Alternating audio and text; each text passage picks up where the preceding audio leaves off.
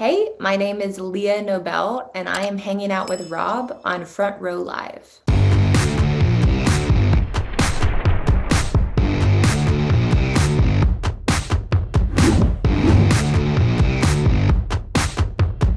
Congratulations with your new single. And let's jump in and talk about how an opportunity like this happens for a songwriter. And how different was it writing a song specifically for a film like you did with Beginning, Middle, End, as it is when you're writing your own material? Yeah, absolutely. Well, the interesting thing about Beginning, Middle, End was the original demo version, so the first version we ever wrote, was written actually to a brief. And a brief is basically like a note from music supervisors that announce sort of what they are looking for in terms of, specific music for a spot. So the brief that I received, did not give the title of the film. It just gave like some descriptive details, a couple like thematic things about the movie, and was like, hey, we're looking for happy love songs for this new romantic comedy. And so that was sort of my North Star for creating the original version of the song with my collaborator, Quinn Redmond.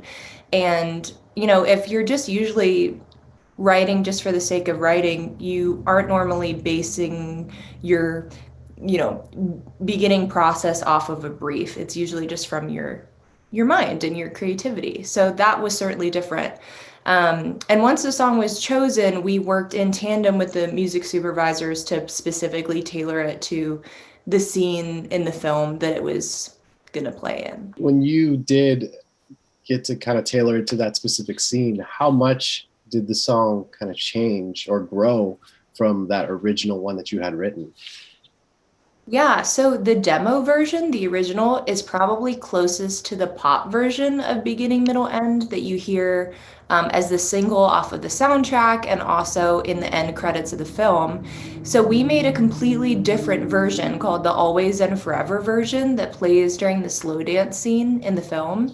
And that the song was like completely reconstructed for that version. Like we changed the tempo and we changed a chord. We like did a huge dynamic shift. At the beginning, it starts out acoustic, and then there's a huge swelling string arrangement later. So that was all really tailored to the scene in the movie and the emotional feelings that the music supervisors wanted to feel themselves and wanted the audience to feel. So I would say it was a big sonic shift as we were working on this other version, but I will say that the lyrics pretty much remain the same from the beginning. Now, for you, what kickstarted the lyrics for this song? How did you come up with the lyrics that you did for this particular single? And do you feel like the once you got to kind of get a preview of what film or what it was going to be on, do you feel like that kind of changed it at all, or maybe even the meaning of the song at all? Yeah, well, so I would say the brief obviously was our sort of instructions from the Mm. beginning, but I'm like a title and idea collector, and I keep like a list of things in my phone. So once we sort of decided, okay, we're telling this like love story, but that's really rooted in realness and honesty and isn't purely a fantasy. I was like looking, at titles in my phone, and Beginning, Middle, End was in there. I have no idea where that came from. It was just in there. And Quinn, my collaborator, was like, oh, well, that's perfect. Like, we're telling this story. So I love that. Let's kind of start with that. So that was really an anchor point as well. And the cool thing about starting with the title is that you kind of have to figure out what your song means as you write it. When like a lot of times I don't start with a title, and it's a totally different process. So those two things were really important, the brief and the title. And also, I just started kind of inserting some anecdotes from my personal life. And I've been in a relationship for many years, so I don't um, totally remember what the beginning always felt like, but I tried to remember like what some of those feelings were. And I think that those personal inserts is what made it feel extra honest. And I think that's why it was chosen for the film. And yeah, I mean, so we got to see kind of when we were working with the music supervisors, we got to see like an uncut behind the scenes version of our scene. And that definitely changed my perspective of the song because I started to understand the context for the film and I started to understand the relationship that the audience has with these characters. And they're really emotionally invested in their lives. And so, yeah, it put like an extra layer of um, power in the song, I feel like, in terms of its emotional resonance. What's that chemistry like between you and Quinn? Have you guys worked a lot in the past, or was this more like a first time that you guys got to collaborate together? Yeah, it was our first date, as I call it. I feel like co-writing is a lot like dating. Right? Basically, like my publisher set me up with him because they thought that we would gel, and it was a very like serendipitous situation, which we did really get along and we clicked instantly and we had a lot in common just as human beings. And I think that's part of what made the day feel easy. And the funny thing is that I haven't collaborated with Quinn that much since then. We really enjoy working with each other, but we've, had our own busy lives. But I got together with him last week to write something, and it had been a while, but it was, just as fun. And I'm sure we'll continue to work together. So once the song was finalized, and you found out what franchise this was going to be a part of, like what was your initial thought, knowing that a song that you wrote was on something so massive like To All the Boys? Yeah, well, I will be honest, which is that my initial thought was, oh, this is gonna get cut. This is never gonna go through. I, have written pieces for television shows and ads and whatnot. And I know that especially for films, there are a lot of cooks in the kitchen, meaning there are like a lot of people who their opinions are really matter for the film. And something could change in like a second. They could totally change their mind or a scene could get cut. So I was cautiously optimistic. I was like, this is really cool, but I don't think it's going to happen. So that was my first emotion. I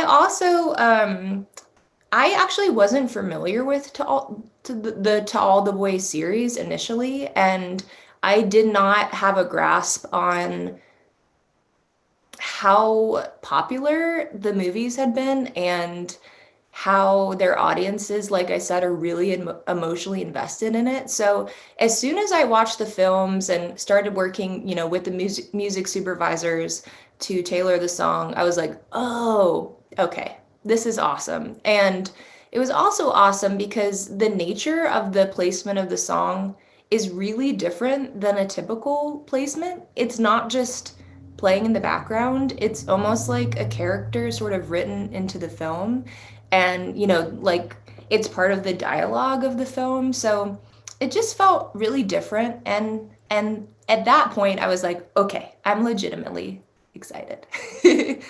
That's actually a really good point, because when you watch the film and you listen to the song, it does kind of feel like the song is writing itself as the scene is kind of happening. So Yeah. that is true. It does feel like a character, not just like a soundtrack.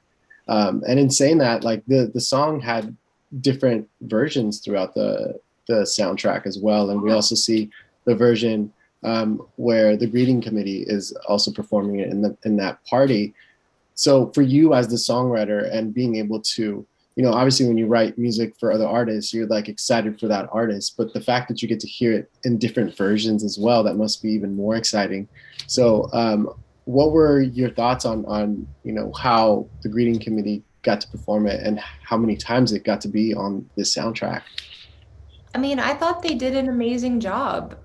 They had to do it very last minute and they killed it. I mean, I think, their challenge was to try to make the song fit with their vibe. and I think they did a great job doing that.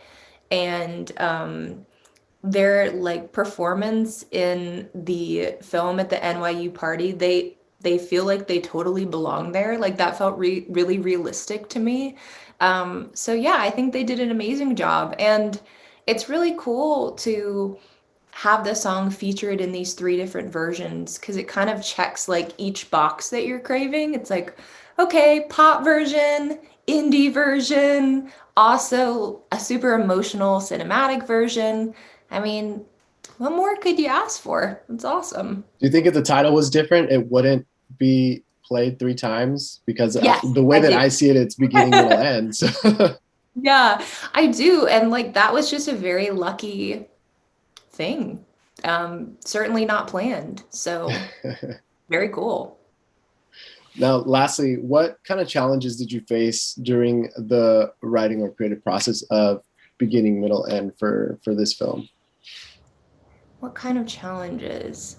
Well, I think it's just about making sure you find a happy place where everyone can agree.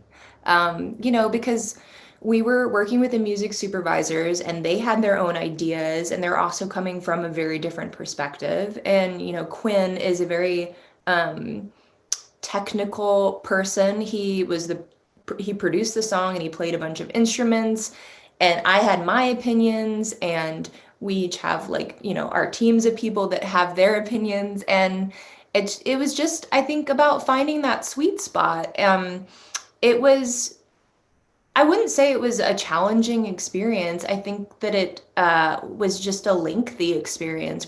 It took like over, I think about a year and a half of like workshopping this to get it in the perfect place. So, patience was also involved in that, like anything, but I think that's just the nature of collaboration. It's like you have to, it takes a while to find the middle ground where everyone's Right. happy.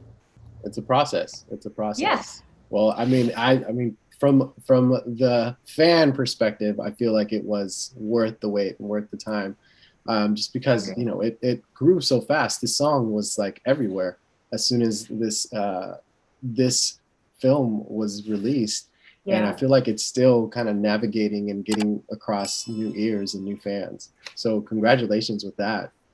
Thanks. It's been pretty wild.